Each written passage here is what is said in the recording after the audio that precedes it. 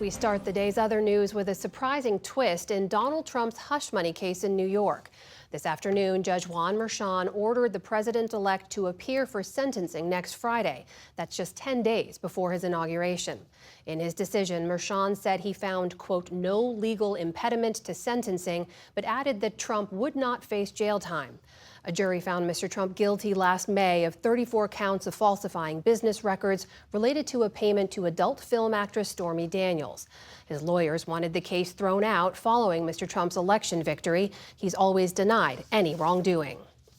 The soldier who took his life outside of the Trump Hotel in Las Vegas said he was trying to draw attention to the country's problems. Investigators said they recovered a note from a phone inside the burned-out Cybertruck he detonated, in which Matthew Livelsberger wrote that his actions were not a terrorist attack. Rather, quote, it was a wake-up call. Americans only pay attention to spectacles and violence. What better way to get my point across than a stunt with fireworks and explosives? An FBI investigator said today they do not believe that Livelsberger harbored any malice toward President-elect Trump and that he suffered trauma from his service. And although this incident is more public and more sensational than usual, it ultimately appears to be a tragic case of suicide involving a heavily decorated combat veteran who is struggling with PTSD and other issues. Pentagon officials have not said whether Livelsberger had been suffering from mental health issues, but have turned over his medical records to police. 7 people were injured in the blast, none of them seriously. In South Korea, authorities are considering their next steps after failing to detain impeached President Yoon Suk-yeol. Yoon has repeatedly resisted attempts by investigators to question him over his declaration of martial law last month, which they say could amount to rebellion. Today, officials showed up at Yoon's residence in Seoul to carry out a warrant to detain him, but they withdrew after a 6-hour standoff with presidential guards. Scuffles broke out between police and pro-Yoon demonstrators who gathered outside. We the people cannot agree with this unjust warrant. If a warrant is issued to detain a sitting president in such an unjust manner, if such precedent is set, what laws should normal citizens follow? And what laws can protect us? Others were disappointed that the attempt to detain Yoon failed, which led to scenes like this, with demonstrators calling for his arrest. Yoon's future ultimately depends on South Korea's constitutional court, which held hearings today on whether to officially remove him from office or reinstate him.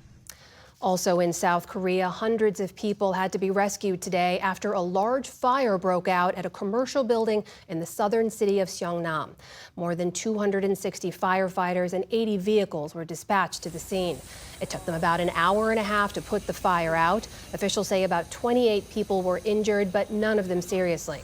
The fire department said the blaze began at a restaurant on the building's first floor, but the exact cause is unknown.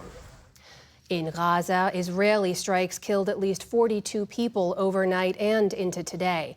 That's according to hospital workers and emergency responders who say more than a dozen women and children were among the dead. Israel said it struck Hamas command centers across the Strip and asserted that measures were taken to limit harm to civilians.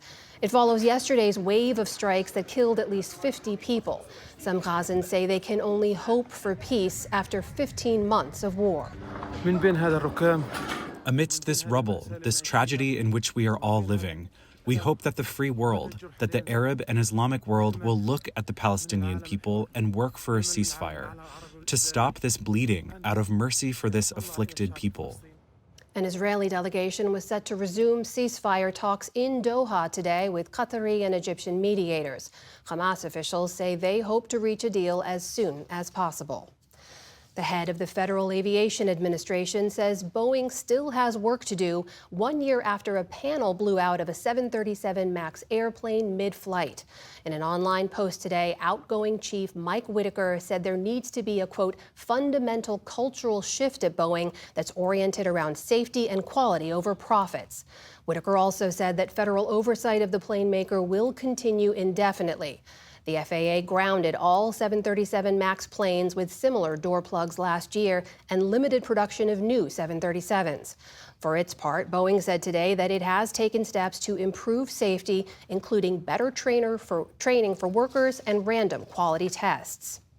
On Wall Street today, stocks bounced higher after a shaky start to the new year. The Dow Jones Industrial Average gained more than 300 points on the day. The Nasdaq jumped more than 300 points as well. The S&P 500 snapped a 5-day losing streak, adding more than 70 points. Still to come on the News Hour, why President Biden blocked a Japanese company's bid to buy the U.S. Steel Corporation. The U.S. Surgeon General calls for cancer warnings on alcohol. And David Brooks and Jonathan Capehart weigh in on the week's political headlines. This is the PBS NewsHour from the David M. Rubenstein Studio at WETA in Washington, and in the West from the Walter Cronkite School of Journalism at Arizona State University.